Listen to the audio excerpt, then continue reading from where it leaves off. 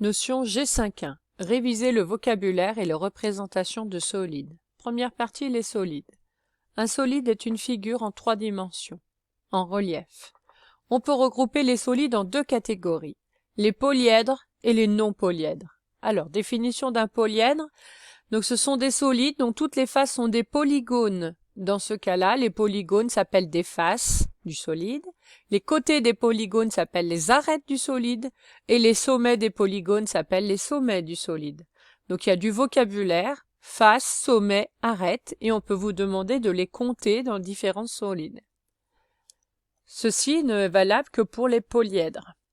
Exemple de polyèdre. Donc, le cube et le pavé droit qui ont été étudiés bien en détail en 6e. Qui font partie de la famille des prismes droits. Donc, toute cette famille, c'est la famille des prismes droits. Donc, ce sont des solides qui sont formés de 2 bases qui sont des polygones superposables et parallèles. Et les faces latérales sont des rectangles. Donc, ici, on a une base qui a 4 côtés. Donc, c'est un quadrilatère qui a l'air quelconque. Ici, les bases sont 2 triangles. Ici, les bases, ce sont des rectangles. Et ici, les bases, ce sont des carrés. Donc, le cube et le pavé droit sont des prismes droits particuliers, puisque le cube, toutes les faces, en fait, sont des carrés. Et le pavé droit, toutes les faces sont des rectangles. Il n'y a pas que les faces latérales. Donc là, ces 2 prismes droits, les faces latérales sont bien des rectangles. Et donc, il faut faire attention en perspective cavalière. Les rectangles en perspective cavalière sont représentés par des parallélogrammes.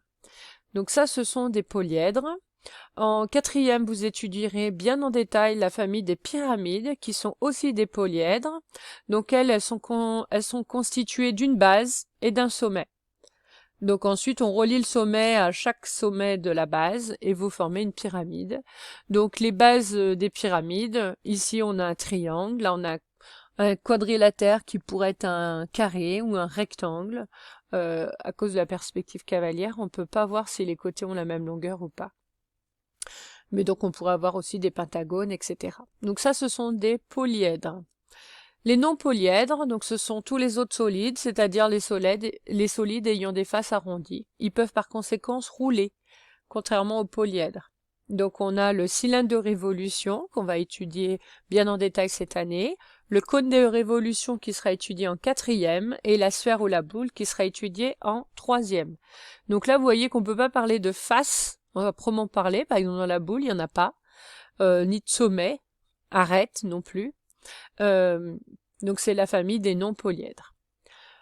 Remarque, pour décrire un solide, il faut connaître le nombre et la forme de ses faces, le nombre de ses arêtes et le nombre de ses sommets. Et suivant les catégories de solides, en fait, vous avez des petites formules pour pouvoir compter facilement les arêtes, les sommets, en fonction des bases.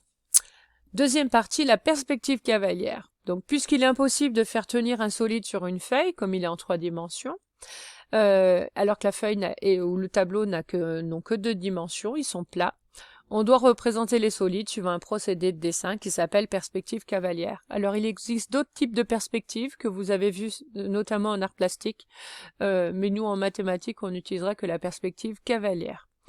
Donc, le principe, c'est que les faces avant et arrière sont situées dans le même plan que la feuille ou le tableau. Du coup, elles sont en vraie grandeur. Les autres faces sont déformées par la perspective qui ne conserve que le parallélisme et les arêtes cachées doivent être représentées en pointillés. Alors ici, on a un prisme droit à base triangulaire. Donc les 2 bases, ce sont ces triangles-là. Donc il faut bien faire attention. Donc là, on peut voir les dimensions, la nature des bases. Donc on voit par exemple ce triangle, il n'est pas rectangle, il n'est pas isocèle, ça serait un triangle quelconque. Par contre, les faces latérales, on ne peut pas déterminer les longueurs, puisque ces longueurs sont faussées par la perspective. Tout ce qu'on sait, c'est que si c'est un prisme droit, les faces latérales sont des rectangles. Donc là, il y a des angles droits qui sont représentés par des petits parallélogrammes en perspective cavalière. Et donc, bien faire attention à ça. Donc ici, sur ce solide-là, nous avons 5 faces. Nous avons les 2 bases. Et comme les bases ont 3 côtés, ça fait 3 faces latérales. Donc, une face latérale qui part de chaque côté de votre solide. Donc, 3 plus 2, ça fait bien 5. Il y a 9 arêtes. Donc pour les compter, c'est facile. On compte le nombre d'arêtes sur la base. Il y a la même nombre sur l'autre base, puisqu'il y a deux bases. Et il y a autant d'arêtes sur les faces latérales. Donc du coup, on fait 3 x 3, 9. Les sommets, il y en a 6. Donc là aussi, c'est facile à compter. Vous comptez le nombre de sommets sur la base. Et comme il y a deux bases, on fait x2. Donc je vous mets aussi en remarque à la fin de bien revoir la vidéo qui explique les méthodes de construction d'une perspective cavalière de pavé droit. Donc toute cette méthode qui a été étudiée en 6e. Donc nous on va passer maintenant au prisme droit et au cylindre de révolution. Donc c'est important que vous soyez au point sur ce qui a été vu en 6e. Voilà, la notion est terminée.